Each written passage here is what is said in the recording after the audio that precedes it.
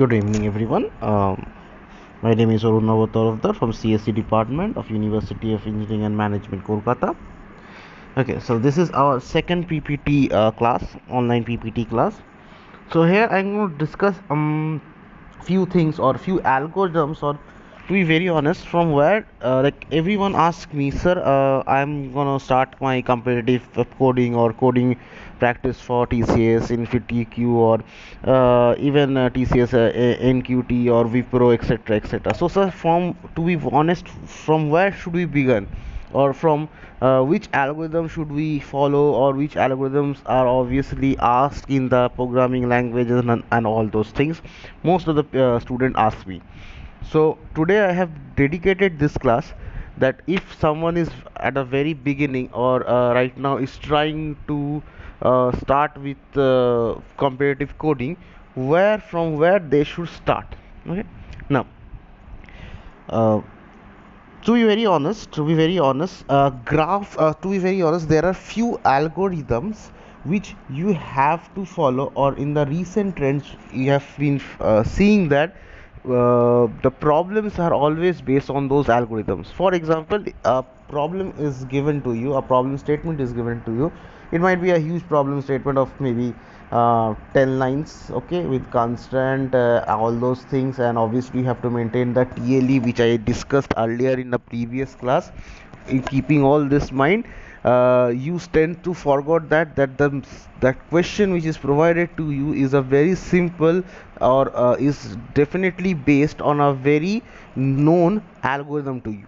So the point is, it might be happening either you are not getting that algorithm, or you don't have the command on the algorithm.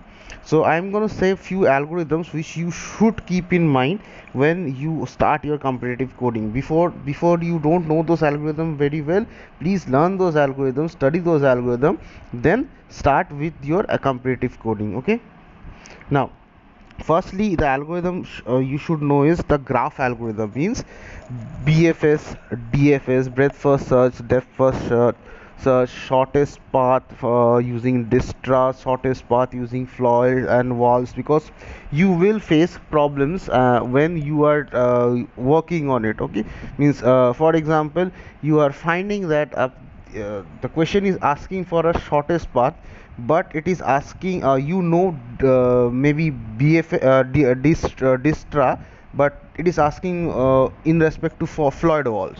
Okay, or the traversing is looking for BFS, and you remember the code of DFS, or you understand DFS better, but BFS is not in your command, and so these are the problems you face, or student mostly face when they are starting with the comparative coding part.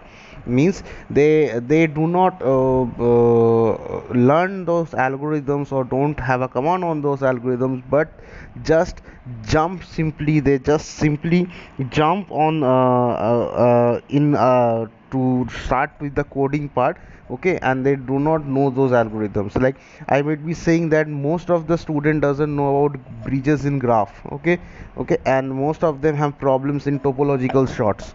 So you don't know those algorithms, you don't have understood that algorithms, but you are still taking on a problem, facing a problem head on, which might be easily solved with topological shot.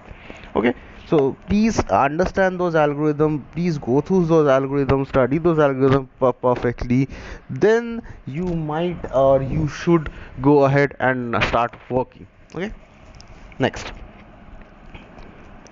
dynamic problem. Okay, dynamic problem.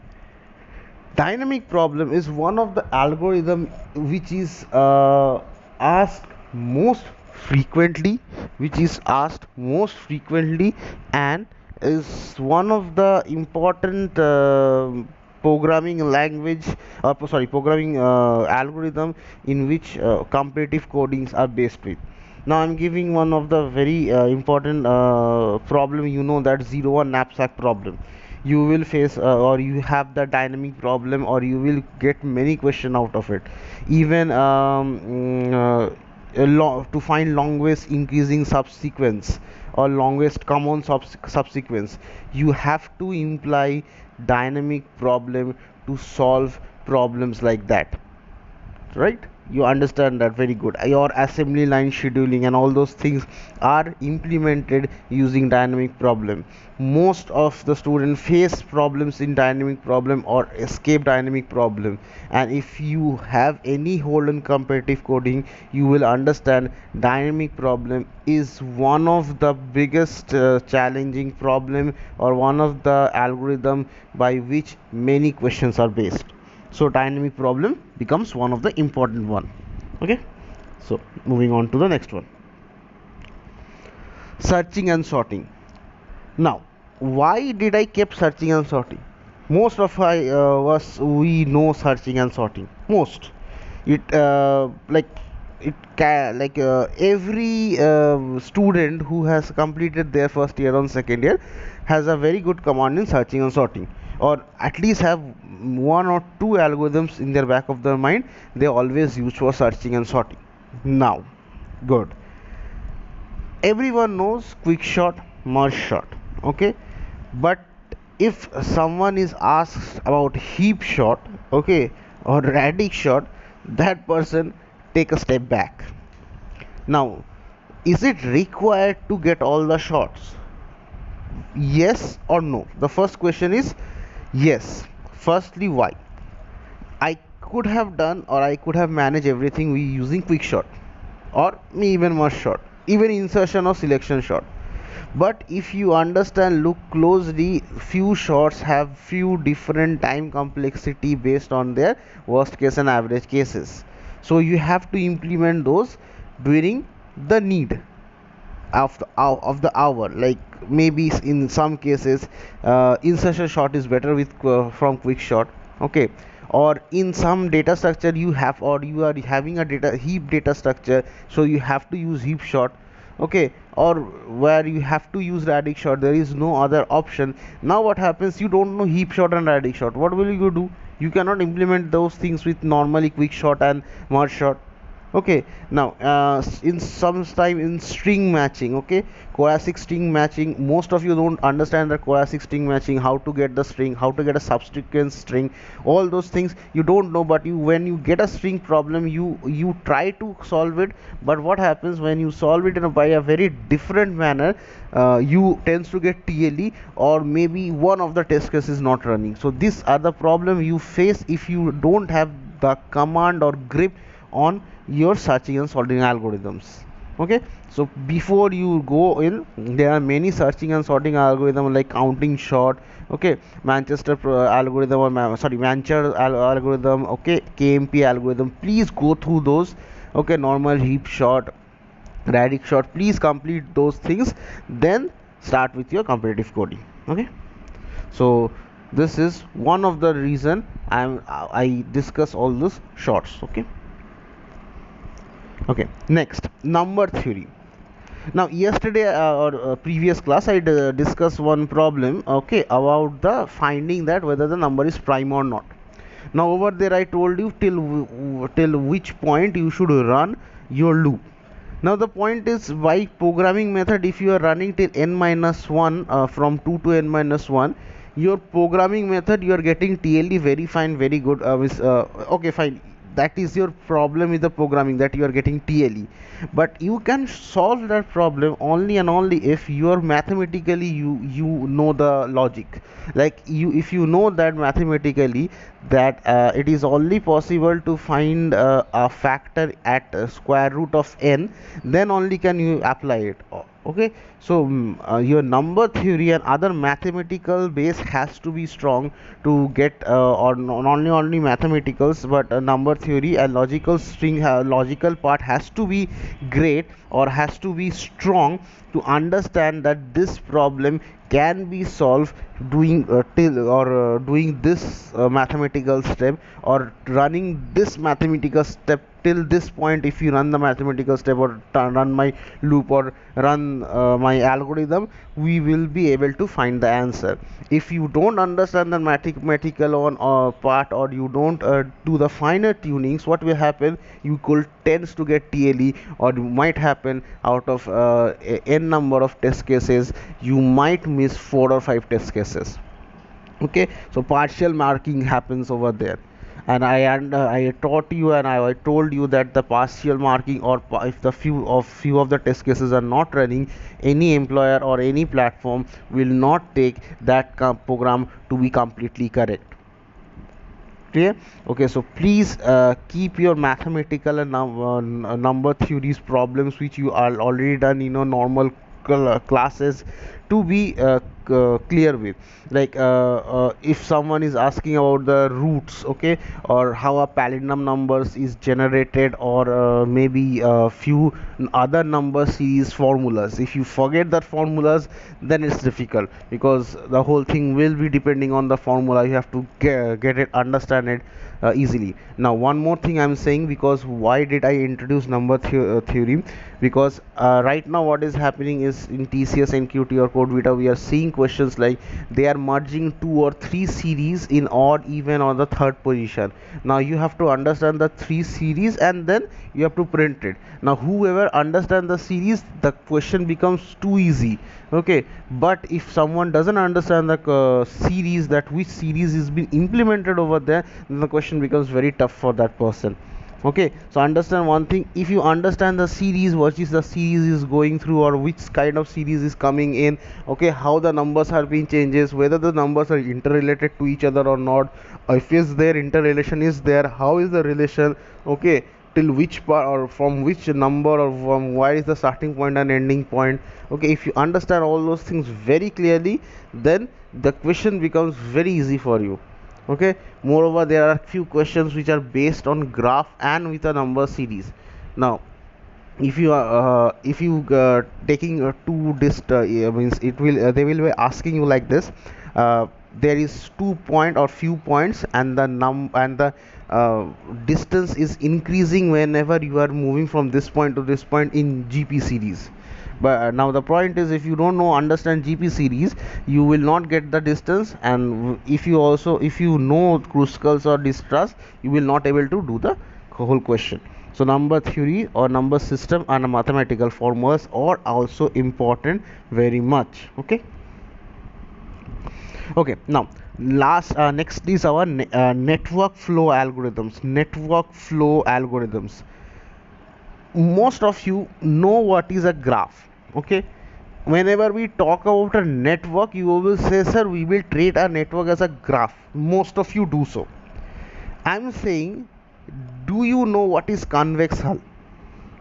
Do you represent convex hull as a normal graph, or can we represent it, or will we, or maybe interval tree, minimum cut? So network flow algorithms becomes a very different algorithm, which are not exactly like our graphs. You have to treat them as differently. Most of the students tell me that, sir, we will treat network flow as same as the graph. No, I'm sorry to say, network flow is a bit different one. Over there, convex hull, gram skulls, minimum cut, okay, interval trees, these are very important algorithms in which question may be based on. So please follow those network flow algorithms, okay, and do not merge them, or do not take or think that graph and network flows, it might happen that graph and network flows goes hand to hand, but when you are doing your competitive programming or competitive coding, network flow and graph are different and are separated. So please follow network flow algorithms like convex hull, line interval tree, minimum cut, Graham scans, problems like that, okay, because you will find that you are getting one problem, it could have been easily done with any of the network flow algorithm, but when you are treating those as a graph, things are becoming very much difficult for you, okay. So please follow the steps clearly, okay, and you will understand that it is easy for you, okay. Next, backtracking. Okay, backtracking. I'm if you go through, or if you take any PDF or website, they will never tell about this backtracking, okay. They will never say that backtracking is one of the important programming algorithm you should study about, They will say dynamic problem, yes, very good. They will say network flow, very good. Graph, searching, sorting, fine. But backtracking, they will never tell you.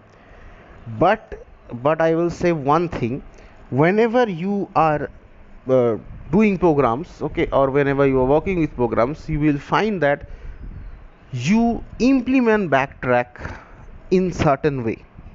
Now what happens is, you are trying to find the solution. You took a path and you found out that when we reach the end of the path, or we reach a certain point, we are finding a dead end over there. So what should we do? We will come back to the previous point and try to find another path. Okay, if I get, so fine. If I not, again back to another, back to another step, or back to our previous step. So in short, what we are doing, we are simply backtracking. Okay, now the point is, if why then, yes, if everyone knows backtracking, why I'm including it. Now there is few classic example of backtrack which we forgot when we start to do competitive coding. Means we almost keep it out of the mind that whether I have to backtrack or not, whether I have to use normal programming or not. You just forget backtrack, as that it is in your armory, and you start doing your coding using any other algorithm. In this case, what happened, if you remember backtrack, or even implemented backtrack, it would happen that you could have easily completed your program, rather giving a much more effort using any other programming or other programming algorithms, right? So please keep backtrack also in your back of your mind and keep it handy. Now, one of the deadly thing which can happen to you is a combination of algorithm. I'm not asking or not saying combination of two number series. I'm asking, or I'm not, I'm saying just combination of two algorithms. Okay, when you combine two algorithms, for example, it might happen that dynamic or backtrack is combined together. Means you have to apply dynamic and or backtrack, or like, you have to apply backtrack and maybe bfs or dfs, right? So what happens over there, or dynamic or bfs or dfs, or even bfs or dfs with knapsack. So I'm just giving few examples which I have gone through, or many of you have gone through. You will find that two algorithms are telling the or can actually tell the story of the whole program. For example, like, the whole scenario will be given in a live example. Okay, now you will find that in a live example you cannot apply only one algorithm to get your solution. You have to apply two algorithms, or to take the TLE or get all the test cases. You need another help of the the help of the another algorithm. So please listen or learn the question, or read the question thoroughly before you jump to the conclusion. Means what happens is, most of the competitive coder who are very new to this, what they do is they do a very silly mistake.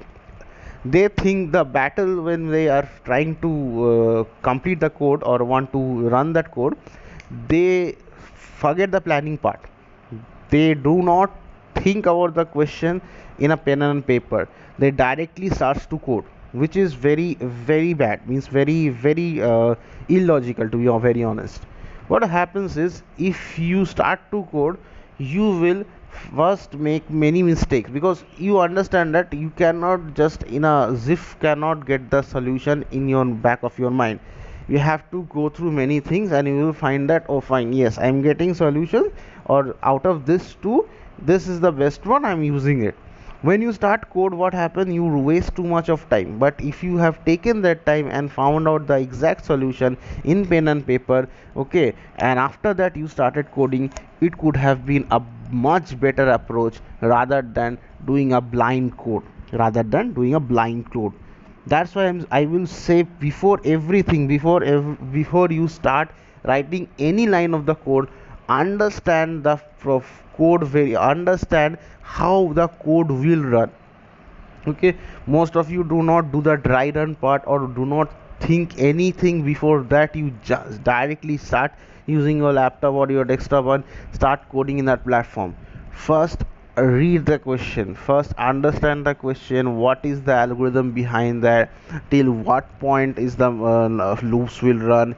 Whether this is the algorithm, will any other algorithm will decrease the time complexity or the complexity of the program or not? Whether I can decrease the loops or not, because there is a chance of getting TLEs. So all those things first has to be dealt in pen and paper. Then when you have completed all the pen and paper story, then what you can do is you can go into the coding section. Then if you can code, you will find that your code will run in coming 1 or 2 tries. Okay.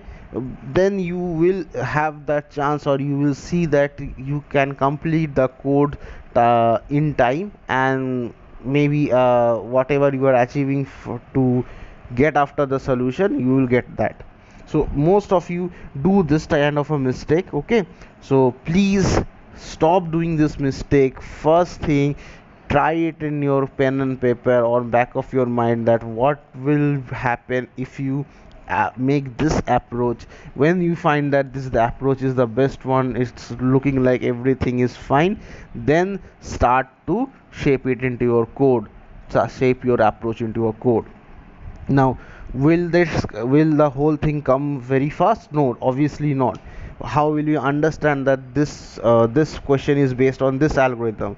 First thing, you have to know all the algorithms thoroughly, how the algorithms work, at what cases algorithms work, when the algorithms may be failing, or when I should not be using those algorithms, or why should be using those algorithms, should be clear in your mind.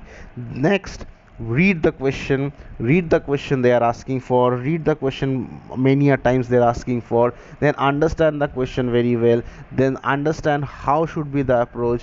If your approach is this, which should be the algorithm used, should we use the algorithm or not, etc, etc.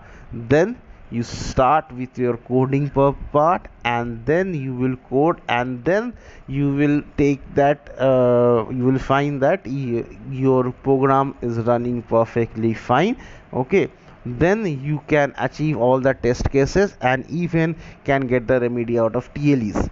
Okay, so please do not jump into that coding purpose, or do not think that fine, I don't know want to know any algorithms or mathematical logic. Start directly, I will go to platform like CodeChef, HackerRank, and I will start coding itself. Everyone give you this instruction to do more and more codes. Yes, coding practice is necessary, but before that you have to make your armory strong. You have to understand what kind of algorithms you know right now. Clear? So first tip, understand your algorithm, know your algorithm, use your understand whether the algorithm will work or not, implement the algorithm, win your battle. Okay, so this is much. Okay, so I'm thank you for listening to me. Any problem, please write your problems in your comment box. I will be always be answering you. Thank you.